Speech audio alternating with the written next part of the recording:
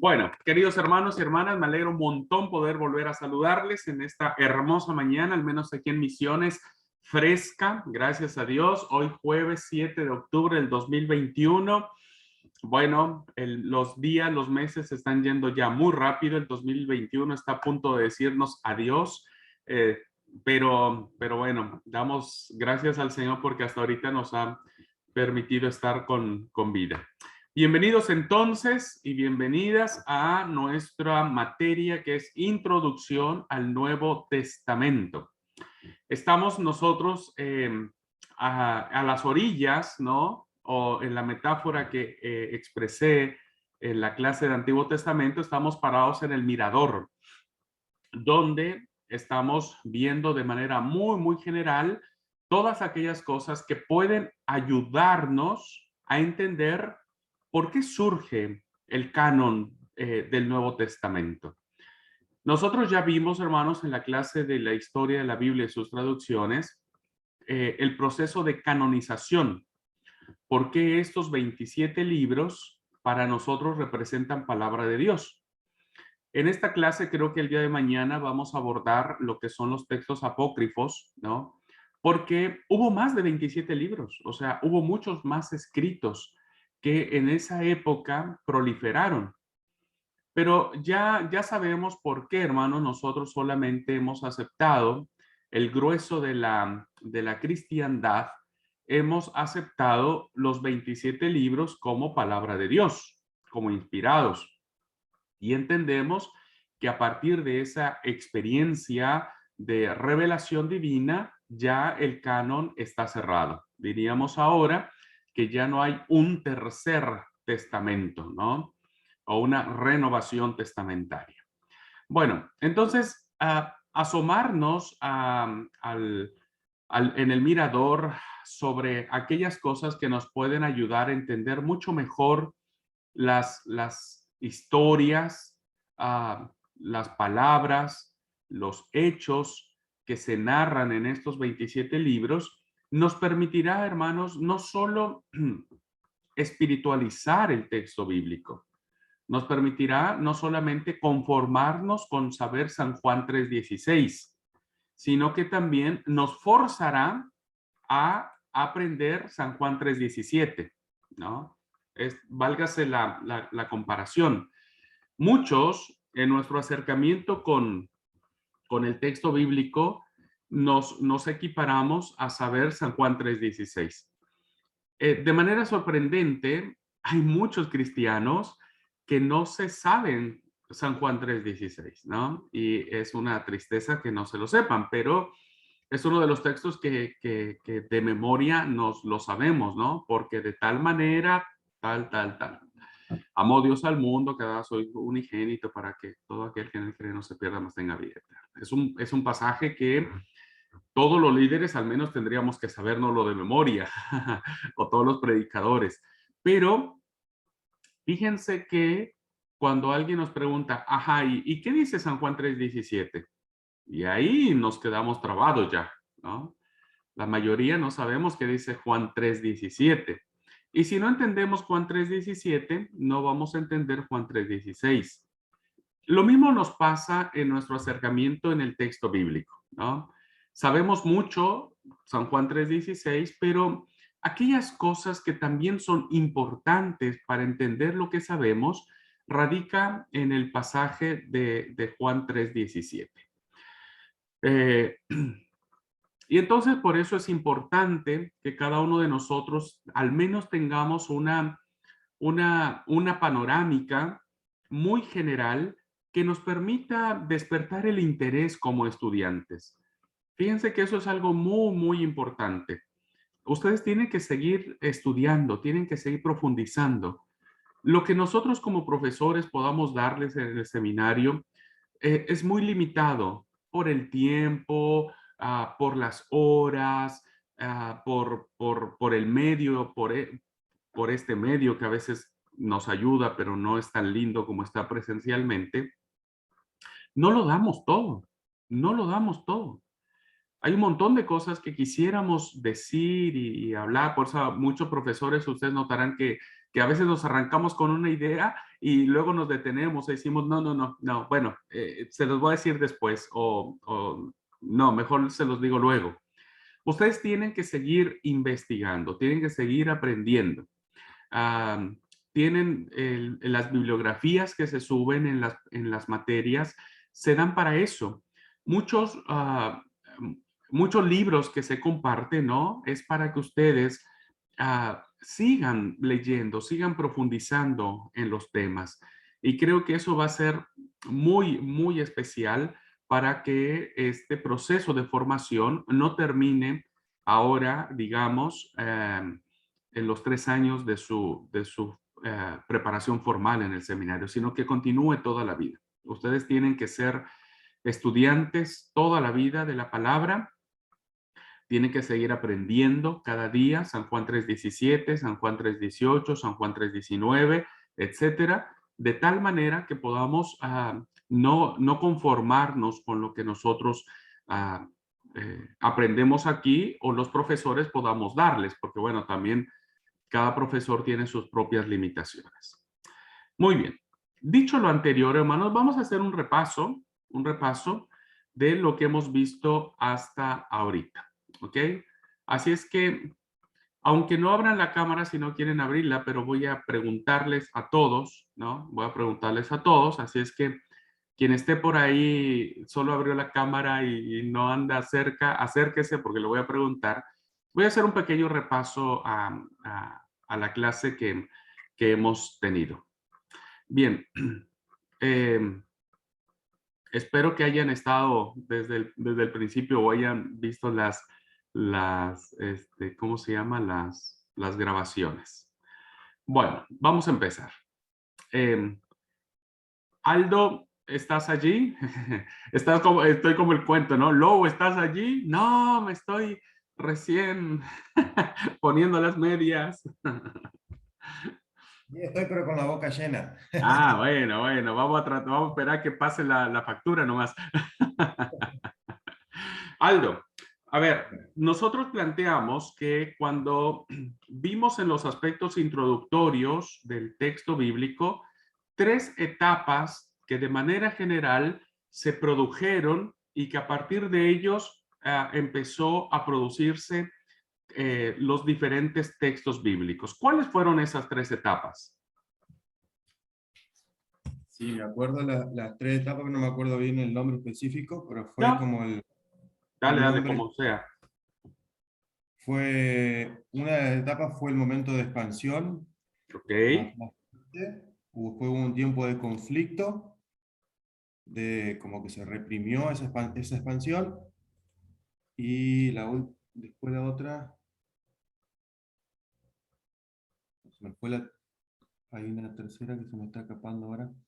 sí, sí, hay una tercera, está bien, empezaste bien, es una etapa de expansión, la etapa de conflicto, ¿no? Y después tenemos, ¿alguien quiere ayudarle a Aldo? Consolidación. La Consolidación. consolidación. Muy bien, Gracias. muy bien. Gracias Aldo, muy bien. Ok, Liti, ¿qué escritos empezaron a proliferar o empezaron a escribirse en la etapa de la expansión? ¿Cuál fue la característica de esta etapa, ¿no? Y que permitió que se crearan algunos escritos.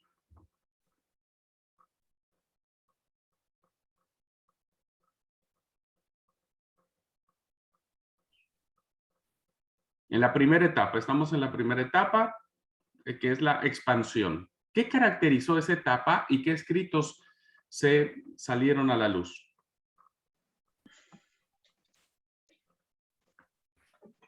¿Eran tres? ¿Eran tres también o no? No se manejó tanto por número en esa etapa. Uh-huh.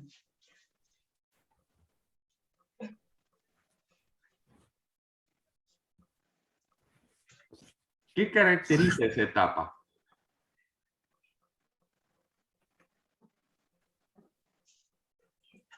¿Alguien quiere ayudarle a Liti? Habla, hermano, que esta etapa está representada por las epístolas de Pablo, que es algo de lo más destacado entre Ujú. los primeros misioneros y teólogos cristianos. Ok, ok. ¿Y qué caracterizó esa etapa, Alan? Alan, ¿qué caracterizó esa etapa de expansión? No ¿Y en qué sería momento empezó? no sería el mensaje de salvación de Jesús. No, Eso no. sería Bueno, va por ahí, pero necesito que me armes la idea. ¿Qué fue lo que caracteriza esa etapa? Va por ahí, pero necesitamos armar la idea. Dina, ¿qué caracterizó esa etapa? ¿En qué Bueno, momento la época- empieza esta etapa de expansión? Bueno, yo desde mi punto de vista, no sé si estuve en esa clase, pero tratándose de las cartas de Pablo, fue cuando Ok. Pablo inició los viajes misioneros y fue abriendo iglesias en muchísimos países. Y bueno, fueron los viajes, o sea, fue llevar el evangelio, pero fue salirse del núcleo de los judíos para irse a los gentiles. Ok, sí, va por ahí, sí, sí, sí. Recuerden que la etapa de expansión, hermanos, tiene que ver mucho con que inicia con la muerte de nuestro Señor Jesucristo. Cuando Él asciende, empieza la gran comisión, ¿no es cierto? Y esta etapa es como la etapa del inicio, ¿no? Hay un florecimiento muy importante. Recuerden que es la etapa en donde empieza a ir expandiéndose el evangelio, evidentemente, como dijo Dina, a través de los viajes misioneros, no solo de Pablo. Acuérdense que ya hablé un poco de que los apóstoles, el resto de los apóstoles, que pobres ellos, nunca nos acordamos, ni siquiera nos sabemos sus nombres, también fueron para todos lados. Y gran parte, no la totalidad, pero gran parte de esta etapa está representada en el optimismo, en la fuerza, en el gozo, en la energía, en el vigor de las cartas paulinas, ¿no? Que fueron los primeros escritos que tuvimos a mano. ¿Cuál fue la primera carta que se escribió, Álvaro? No sé si estés trabajando, amigo mío, perdóname. Sé que a veces miras la clase trabajando,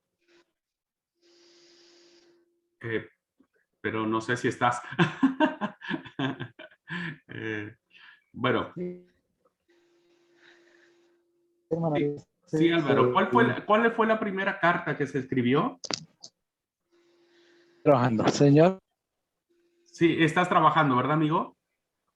señor, No, deja, tranquilo, tranquilo, vos nomás escuchar. señor, se me fue la señal. No te preocupes, amigo, digo que tú sigas trabajando, no te preocupes. Alguien en el seminario tiene que trabajar. Alejandra, ¿cuál fue la primera carta que se escribió?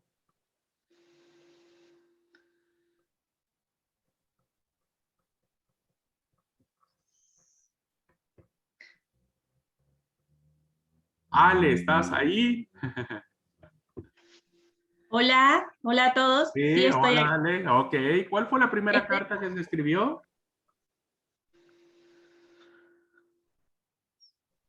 las cartas pastorales, ¿puede ser? No. Va por ahí, pero no. Va cerca, pero no.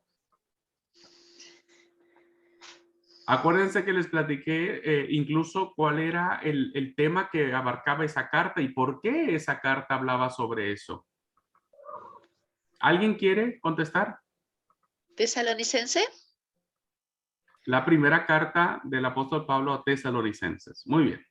Bere, la segunda etapa. ¿Qué caracterizó la segunda etapa y qué escritos se produjeron en la segunda etapa?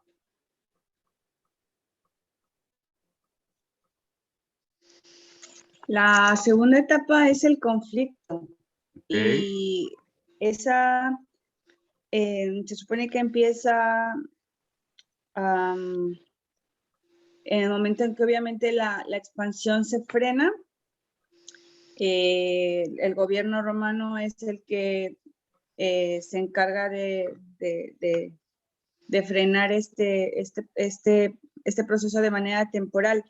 ¿Y qué le caracteriza? Bueno, esa es la característica. La característica es esa. La literatura no tiene el mismo empuje que tenía al principio, cuando es la etapa de la expansión. No es tan importante como al principio. ¿Y qué textos tenemos ahí que evidencian esta etapa? Mencioné incluso 3 textos muy, ¿cómo se llama? Significativos. Está la primera epístola de Pablo y la epístola a los hebreos, el Apocalipsis. Pedro. De Pedro, que digan. De Pedro. ¿Eso es a lo que te refieres o quieres citas bíblicas? Bueno, si quieres la cita bíblica ya es muy entera la cosa, no, pero porque está las citas bien. no las tengo, por eso digo. No. Pero las ideas, ok. ¿Vos hablaste primera de Pedro? Primera de Pedro, la Hebreos. Ajá. Y el Apocalipsis. Muy bien, muy bien. Son 3 etapas, 3 situaciones, ¿no? Textos, muy bien. Sí. Ok. Karina, contame un poco de la tercera etapa. ¿Qué caracteriza la tercera etapa y cuál es el tema de qué textos vemos ahí? ¿Por qué la tercera etapa?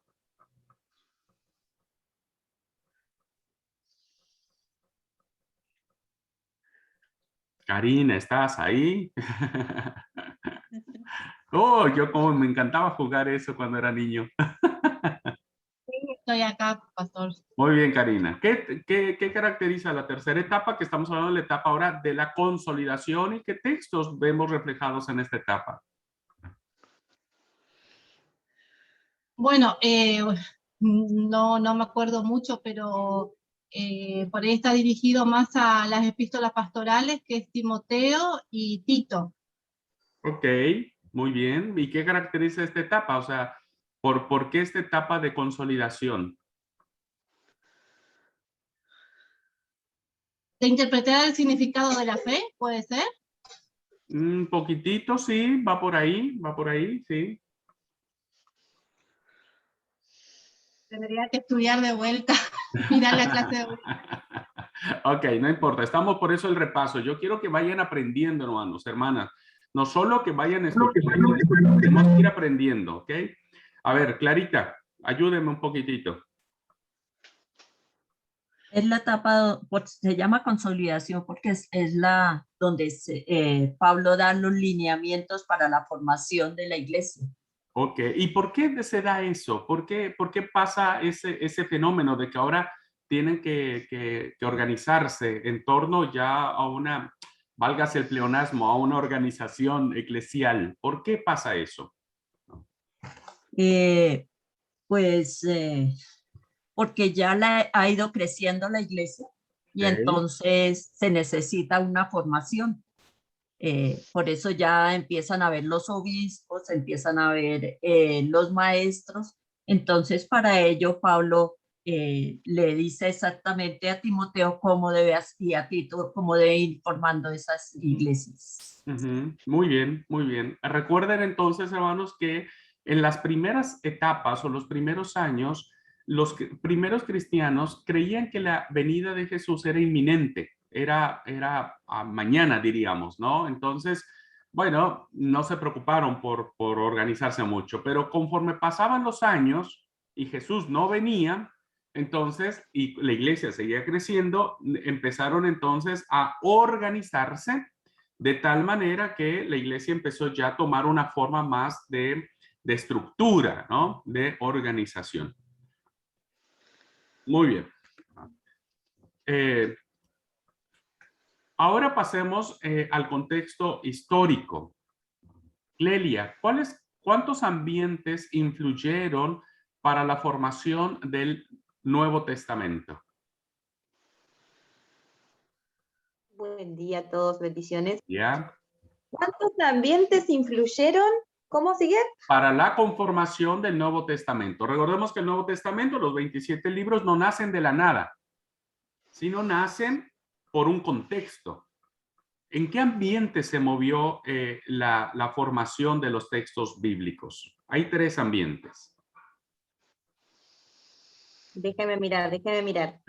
Monoambiente, duoambiente, triambiente. Hay 3 ambientes. O tres cosas que... El religioso y el social y el de los grupos. No. ¿Puede Bueno, ser? esa es una subdivisión de un ambiente. Ah, está. Ya está.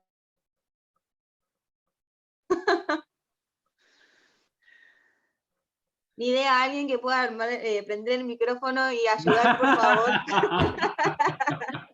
Bueno, a mí me ayudaron, te puedo ayudar. Un ambiente era el judío, ¿puede ser? Bien. Tiene que ver con las culturas, con las 3 grandes culturas de la época, Clelia. Muy bien. A ver, Ah. uno es el ambiente judío, luego El griego.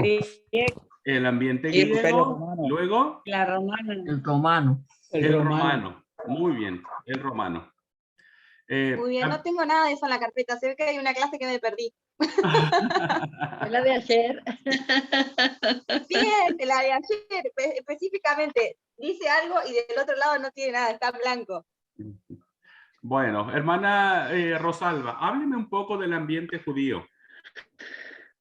¿Qué impronta, qué influencia tuvo el aspecto judío en la formación del texto bíblico?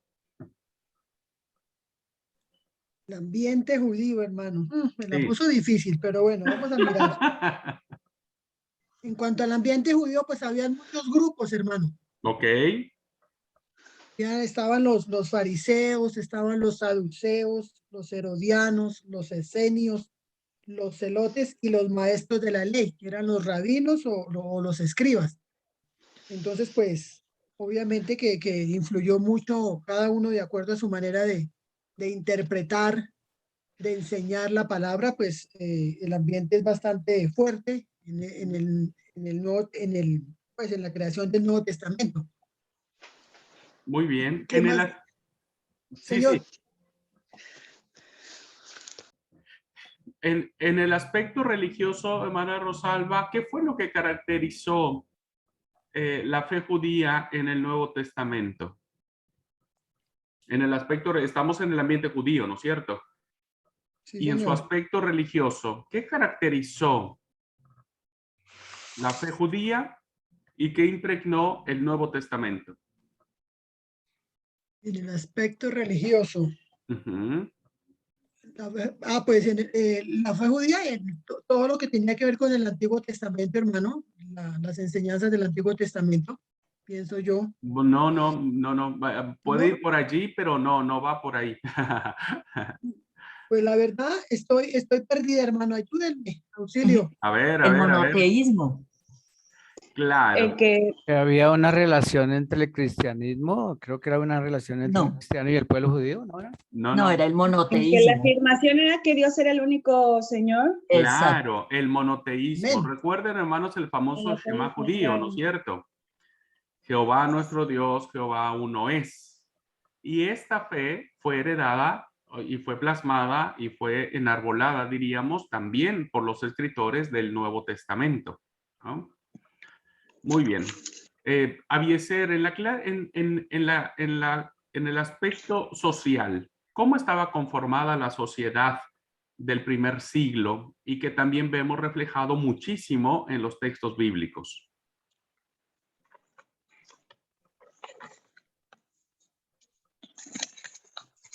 No estoy muy seguro, pero tendría que... No me acuerdo, creo que esa clase no estuve.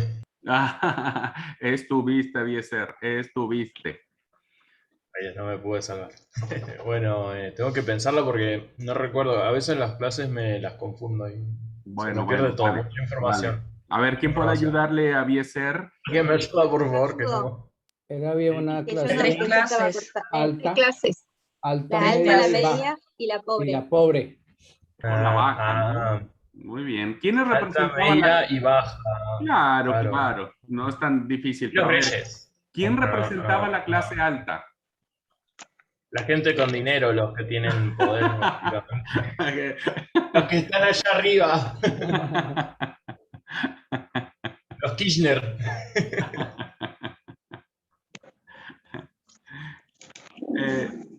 A ver, Bere, ¿quién representaba alguien que representara la clase alta? De la parte que seguimos en el ambiente judío, Sí, sí, sí.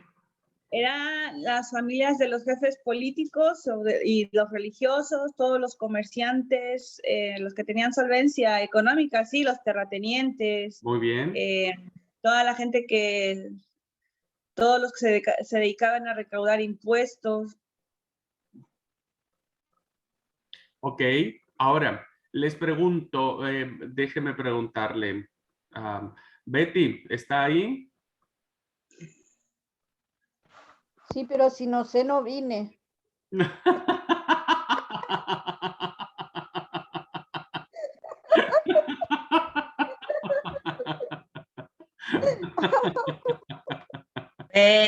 va a ser la única que no sabe. Yo tampoco sabía lo que me preguntaron. No, pero es que yo siempre me gusta estar alegre, aunque me pongan en aprieto. Betty, ¿a qué clase social pertenecía Jesús y por qué? La familia de Jesús, ¿no? José, María. Sí, pertenecía a las familias pobres. Ajá, pero ¿por qué? Pertenecía, claro, a la clase más baja, diríamos. ¿Por qué pertenecía a eso? Y porque era la más numerosa. Había mucha gente humilde en el tiempo de Jesús. Por ahí va, pero por algo más en específico. A ver, ¿quién le ayuda? Por favor, socorro. Yo creo que la sé. Esto sí la puedo responder. A ver, Sí. vamos. Porque sus padres, bueno, su padre era carpintero. Ok. No sé si se dice carpintero, pero básicamente es un trabajo más que nada que no, en esa época no generaba tanto ingreso como creo que ya dijo usted antes. Claro, claro, y tampoco era una profesión que dices, wow, ¿no? El Señor Jesús siempre, además nació en una ciudad re pobre, entonces las condiciones económicas en las cuales el Señor Jesús vivió fueron muy, muy deprimentes. Creo que eso ayudó mucho a que Jesús identificara todo el tiempo en su ministerio con los pobres. Él sabía lo que era pasar hambre seguramente o remarla con todas sus fuerzas, ¿no? Muy bien. Me da risa porque Aldo dice que fue un error entrar a la clase hoy. Bueno, amigos míos, el espíritu los trajo hasta acá. Y bueno, ya que estamos, Aldo, vamos con vos. En el siguiente ambiente, que es en el ambiente griego, ¿qué crees que es lo más sobresaliente que debemos entender? Si una vez alguien te pregunta, che, el Nuevo Testamento fue influenciado por la cultura griega. ¿Qué es lo más importante que deberíamos de saber de la cultura griega, ¿no?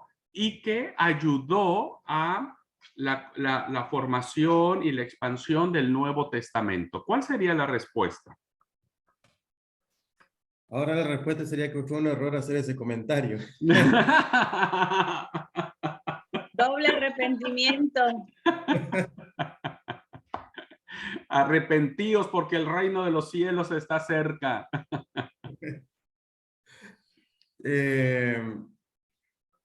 Bueno, ahí me empantané bastante, pero sé que la mayoría de los textos del Nuevo Testamento fueron escritos en griego, porque como que la fe se trasladó a ese ambiente muchísimo, digamos. Se desarrolló mucho en el ambiente griego, pero ¿cuál fue por ahí el aporte más grande de los griegos? No, eso que dijiste es lo más importante y a mí es lo que a mí me interesa que ustedes sepan. ¿Qué fue lo más sobresaliente? La cultura y el idioma, la lengua. Recuerden que la lengua que permeaba todo el imperio, conquistado por Alejandro Magno, ¿no? Se empezó a hablar el griego, ¿no? El griego común que permeaba todo el imperio. Este idioma se traslada todavía hasta los tiempos, hasta el primer siglo, el tiempo de Jesús, el tiempo de la iglesia primitiva, etcétera. Tan es así que la iglesia primitiva leía la Biblia en griego, ¿no? ¿Dónde fue traducida la Biblia del hebreo al griego? A ver quién me falta preguntarle. Doris, eso usted lo sabe porque esto lo vimos desde la clase de la historia de la Biblia y sus traducciones. ¿Dónde fue traducida la Biblia del hebreo al griego? En Alejandría. En Alejandría. Entonces, Wow. se hizo la Biblia de los 70 que dice. Muy bien. Con los 70 escritores. Perfecto, que hay una leyenda que dice que 70 tradujeron. Bueno, entonces, el gran aporte que encontramos en el tema de la cultura griega fue el idioma. El idioma fue fundamental para que el evangelio se expandiera. Por eso, hermanos, todos los escritos del Nuevo Testamento están escritos en griego, ¿ok? En griego. Y eso fue el gran aporte que tuvo la cultura griega. Muy bien, ahora, la romana. Marisa, cuénteme un poquitito. ¿Qué fue, bajo qué circunstancias Palestina, ¿no?, fue gobernada por el Imperio Romano, ¿no? ¿Qué características tiene el Imperio Romano sobre Palestina? O sobre Tierra Santa, sobre todo ese territorio que, bueno, ahora los romanos conquistan Grecia o la cultura helénica y ahora los romanos están sojuzgando Palestina. ¿Qué caracterizó esa situación?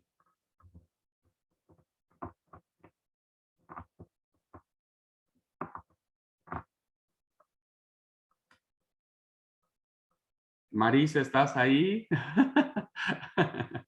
Si está haciendo alfajores, Marisa, no le vamos a interrumpir. Si no, se van a quemar los alfajores. Bueno, creo que Marisa no está. ¿Alguien quiere contestar, hermanos? ¿Qué fue?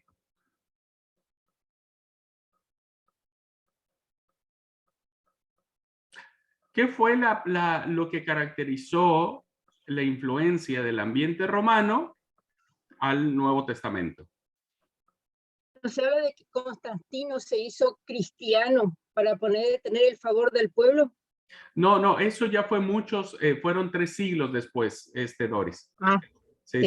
Eso ya fue después, sí, pero ahora estamos en el primer siglo, diríamos, en la primera etapa.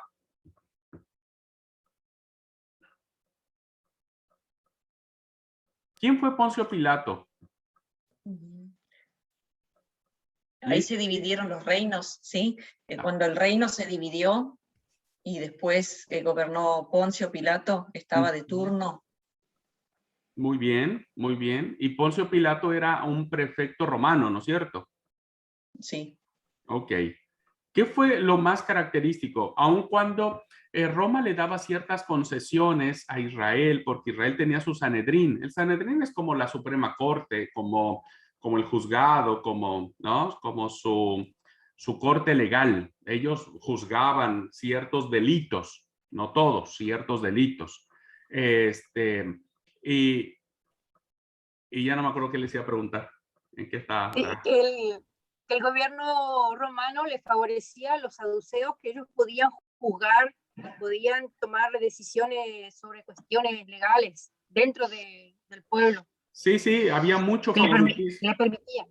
Claro, había mucho favoritismo para los saduceos y los fariseos, que fueron las dos castas más sobresalientes, diríamos, más influyentes y más corruptas, por cierto. Liti, vos estabas en algo, ¿no? Perdón, me perdí. No, yo decía que ahí se dividieron los países, los reinos. Ok, claro. Herodes, a la muerte de Herodes, se divide el reino ¿en cuántos hijos? En 3. En 3. Arquelao, el otro era Herodes. Herodes. Sí, pero tenía otro nombre, Herodes. Herodes el Grande. Antipas. Herodes el Herodes Grande. Antipas y Filipo, ¿no? Ok, y entonces Arquelao quedó bajo el dominio de Jerusalén, diríamos, de lo que era Samaria y de la parte de Judea, ¿no? Pero Arquelao no era muy bueno, era muy pavo. Entonces el Imperio Romano dijo, bueno, vos no sabes gobernar, le quitan el poder y ponen a prefectos en turno que vienen siendo como gobernadores en la provincia, y uno de ellos fue Poncio Pilato. Y Poncio Pilato sí tenía el poder para matar. ¿Ah? Pilato. Pilato, sí, Poncio Pilatos. Muy bien. Bueno.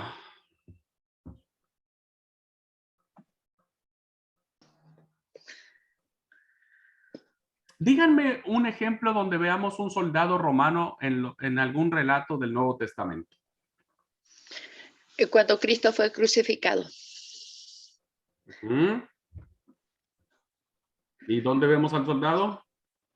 En las fiestas, Cerca de no vigilaban las fiestas, hermano, y las prisiones y los prisioneros, perdón. Sí, sí, vigilaban las fiestas y las prisiones. Y las ejecuciones creo que también. Claro, ellos eran los que llevaban a cabo las ejecuciones. Y Dina dice muy bien, el centurión que está al lado de la cruz. Junto a la cruz, ¿no?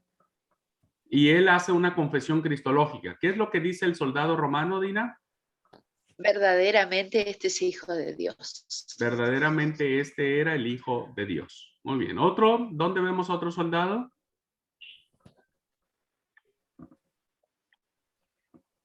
¿Cuántas compañías conformaban una legión? En la aprehensión de Jesús, cuando Ok. Pedro le cortó la oreja. Muy bien.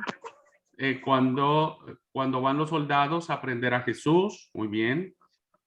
Y Pedro le corta la oreja a él. No recuerdo quién es, si Mateo, Lucas o Juan, dice que se llamaba Malco. Y corta la oreja, ok. ¿Cuántas legiones, cuántas compañías conformaban una legión? 6,000 hombres. Sí, pero esa es una legión. Una legión son 6,000 hombres, pero ¿cuántas compañías conformaban una legión? 10.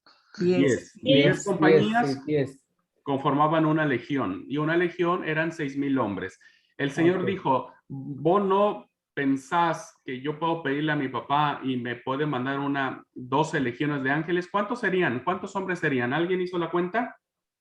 No. A ver, háganlo rápido, alguien que tenga una calculadora. ¿Cuánto es 12 por 6,000? 72,000. ¿Ah? 72,000. Gracias, Aldo. Creo que sí. A ojo de buen cubero.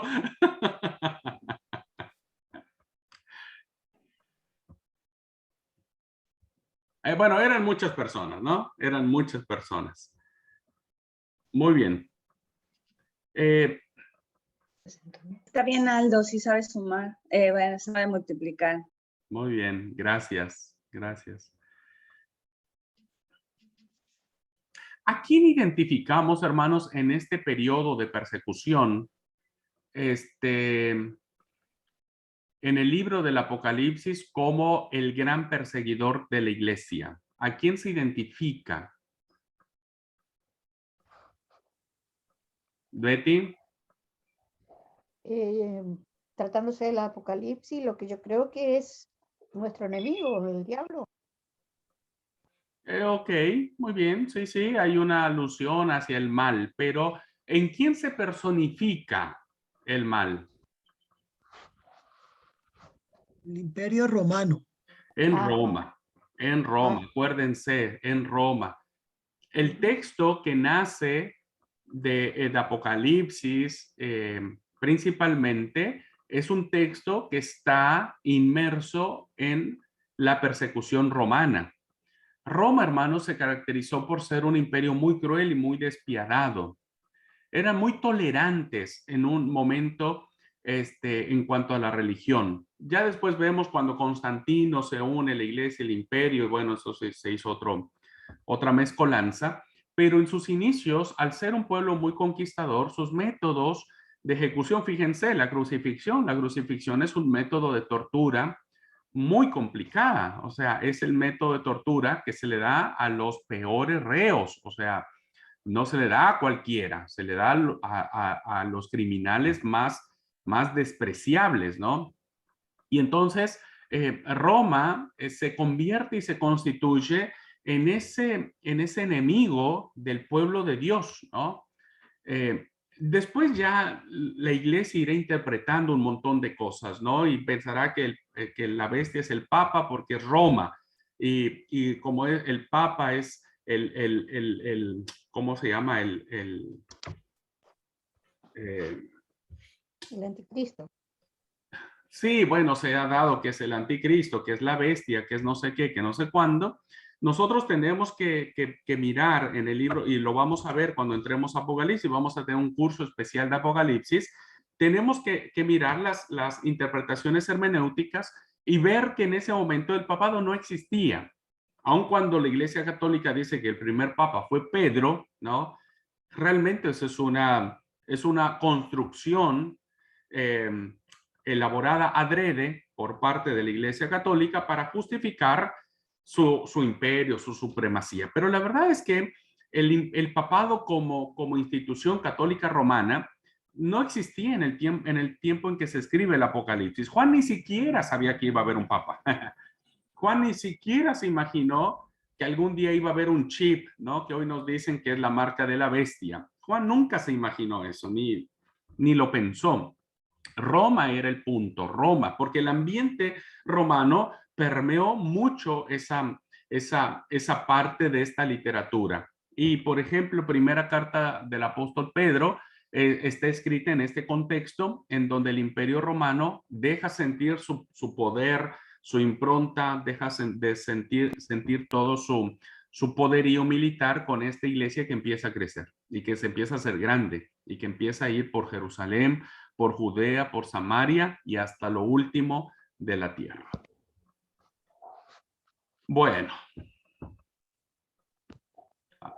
¿Les hago otra pregunta o vamos al receso?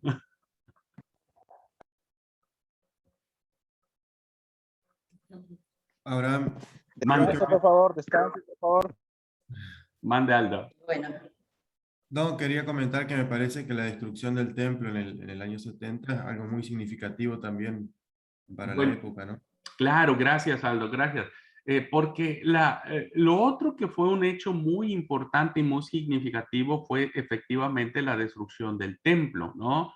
Cuando Tito entra en la primavera de septiembre del año 70, primero hace un asedio, ¿no? Rodea Jerusalén, muy típico de aquellos tiempos. Incluso los judíos no se extrañaban tanto porque así fue cuando ellos se fueron al exilio.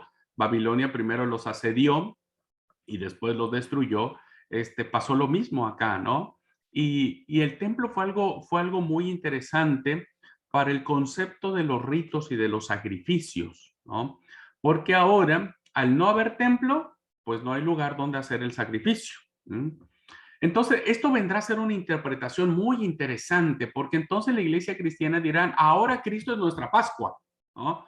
Ahora Cristo, que fue Hebreos, va a ser una carta muy alentadora en ese sentido, y va a decir que Cristo fue sacrificado una vez y para siempre, ¿no? Representa como los evangelios lo presentarán como el Cordero de Dios. Apocalipsis lo mencionará como el Cordero, siempre refiriéndose a Cristo. Entonces, esta interpretación que hubo fue muy importante para la teología del Nuevo Testamento, porque ahora la iglesia cristiana interpreta y dice, bueno, el sistema de sacrificios ha terminado porque el sacrificio mayor, el único, el perfecto, el santo, el puro, ¿no? Va a terminar siendo crucificado. Este evento de la muerte, hermanos, y de la pasión de Jesús, no debemos perderlo de vista, porque yo les dije que la totalidad, si no diríamos la generalidad de los 27 libros del Nuevo Testamento, giran alrededor de un hecho, y es la experiencia pascual. La experiencia pascual. Todo lo que está girando alrededor de la experiencia pascual, vemos que está en los distintos escritos. Cuando hablo de la experiencia pascual, hablo de la experiencia de lo que significó la muerte de Jesús. Entonces, la experiencia pascual inicia, ¿no?, viendo cómo el Cordero de Dios, que fue inmolado desde el principio, desde antes de la fundación del mundo, se da en propiciación por nuestros pecados. Se evoca mucho la profecía de Isaías, donde dice, y como cordero fue llevado al matadero, y como oveja delante de sus transquiladores no abrió su boca y enmudeció. Este evento, ¿no?, de la crucifixión, de esta agonía que el Señor Jesús pasa, de su muerte, pero lo más importante, que esta experiencia pascual termina en la resurrección, que eso es ¿cómo es? Lo más trascendente, ¿no? La resurrección. Por eso vamos a mirar en algunos escritos neotestamentarios que el grave problema que había es que no creerían que Jesús había resucitado. Por eso Jesús pasa 40 días después de su resurrección entre ellos para dar testimonio de que efectivamente Él resucitó. Esto, hermanos, la pasión, la crucifixión, la muerte y la resurrección es la experiencia pascual, y sobre esta experiencia va a girar todo el Nuevo Testamento. Todo el Nuevo Testamento. Y entonces, a partir de esta interpretación de la caída del templo, la iglesia dice, ahora nuestra Pascua es Cristo. Por eso ahora nosotros no sacrificamos nada, ni hacemos ningún rito, porque ahora nuestra Pascua es Cristo. Y esta experiencia, ¿no?, va a hacer que eso sea lo que se propague. Fíjense, hermanos, fíjense algo muy interesante.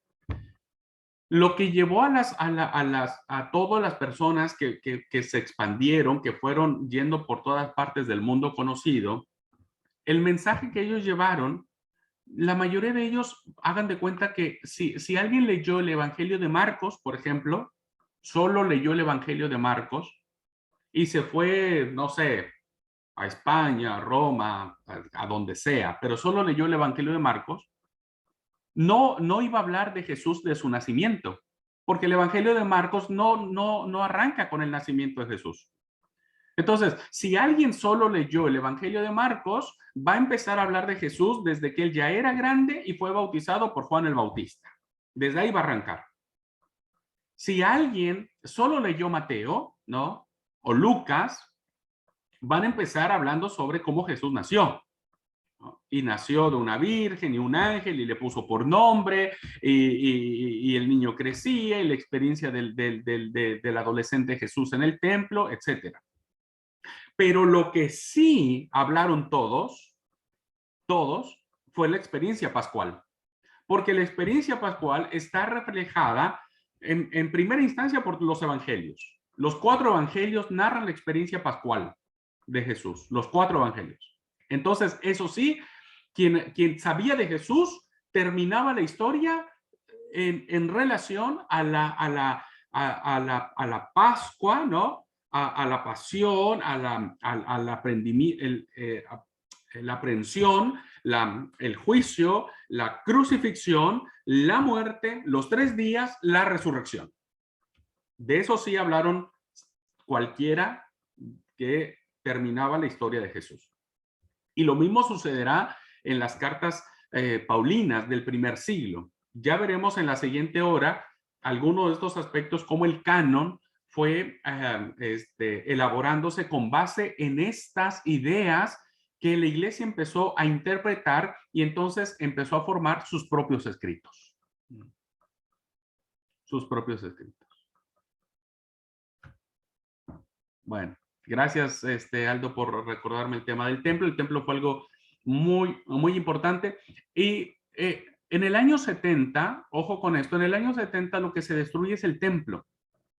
No en sí la ciudad, diríamos, no en sí Palestina.